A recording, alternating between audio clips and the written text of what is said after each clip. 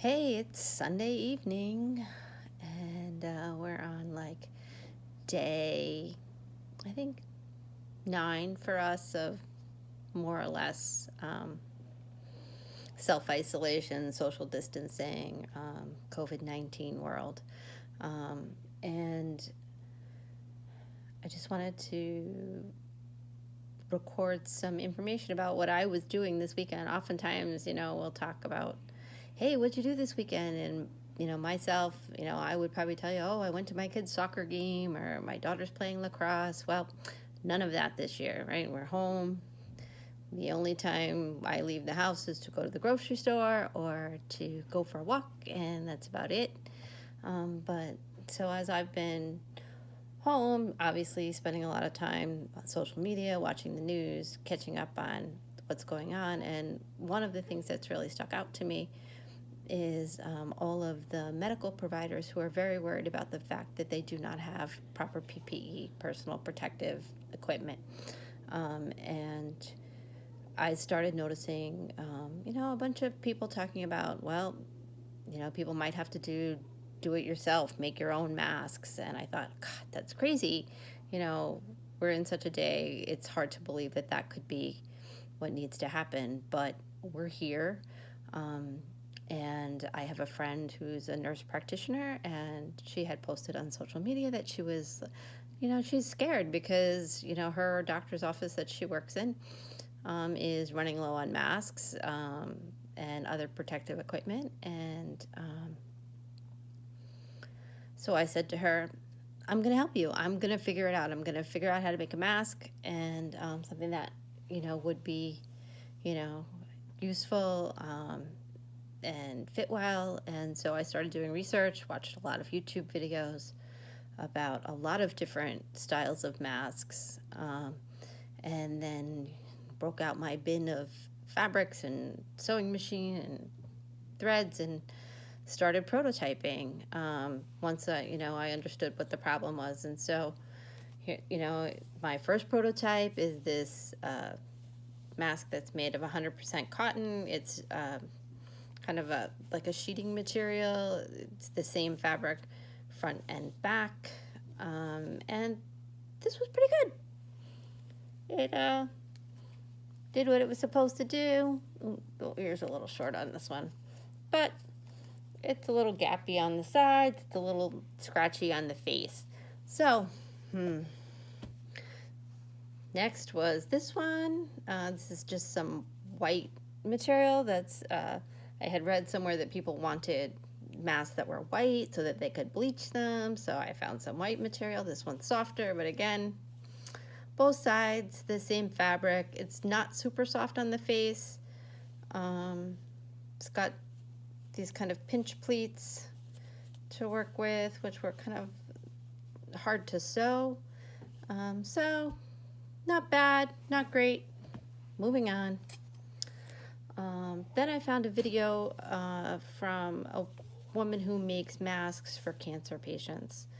And she uses like a regular broadcloth, 100% cotton on the front, and then she uses a softer flannel on the back side, so that this really nice soft fabric is against your face. So we tried that. This works pretty good.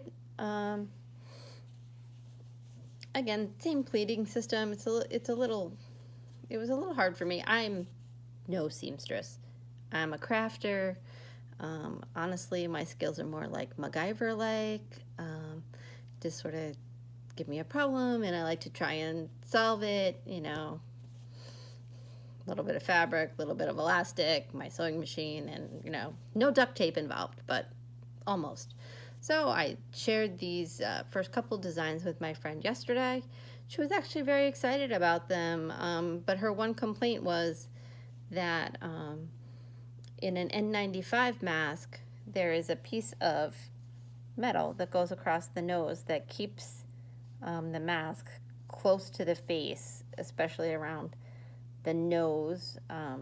And she was wondering, could we do anything about that? Could I find a way to give her some kind of molded nose that would help the mask fit better. And so last night, my husband had some old used N95 masks that they have like a little flat piece of aluminum on it. So we took that out and we rummaged around in the garage and tried to figure out what things do we have. I came up with some like copper cable. We came up with, this is like the band from an underwire bra. This is like wire, plastic coated wire.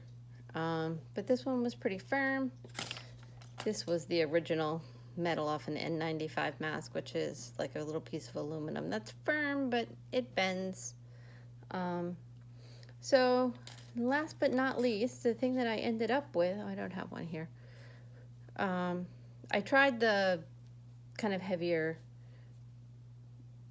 wrapped wire, but that was kind of hard to mold. And this particular mask was one that I showed my friend today, which uses a paper clip as the piece of metal. And this one actually works pretty well. You get a pretty good seal around the nose if you kind of fiddle with the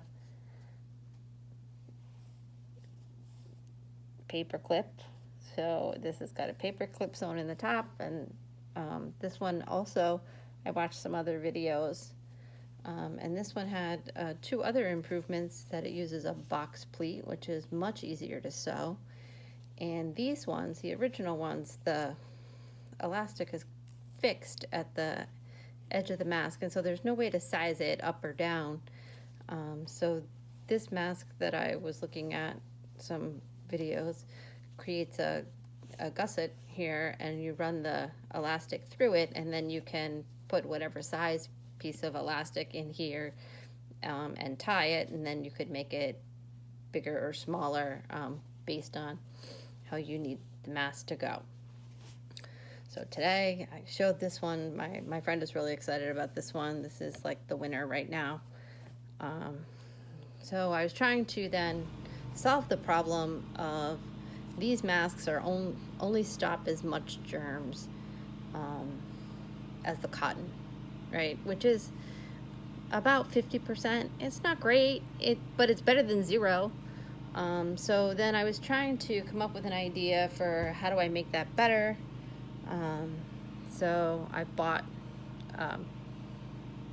HVAC filter today that is like 1900 particles that it filters out. So it filters out bacteria and virus. And so my husband and my kids have all been helping me today, trying to figure out, like, how do we make a mask that can use the filter from the HVAC filter. Lots of failures today. This little pocket design didn't really work. Tried a different pocket design that I saw on the internet. This one doesn't really work either. So I don't know. We're back to the drawing board on trying to get a mask with filter in it. But I'm really excited to right after I'm done with this video, take this bag with 2 masks that are like this one, that are brand new, never been put to anybody's face, never been used at all, over to my friend Dawn. And I'm really hoping that she's going to be really excited about these, and she'll show them to her coworkers, and they'll give me some more feedback, and I'll see what I can do to improve this mask. So stay tuned. I'll let you know. And that's it. That was my weekend.